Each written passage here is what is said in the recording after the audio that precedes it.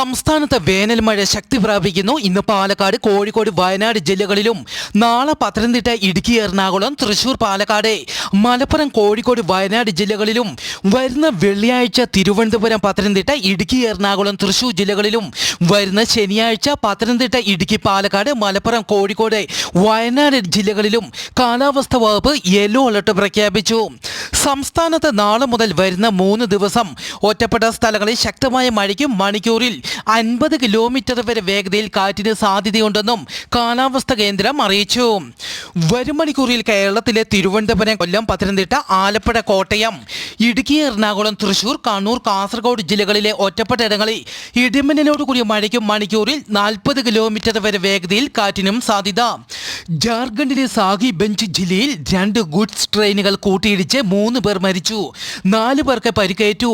ചൊവ്വാഴ്ച പുലർച്ചെ 3:30ഓടെയാണ് സംഭവം.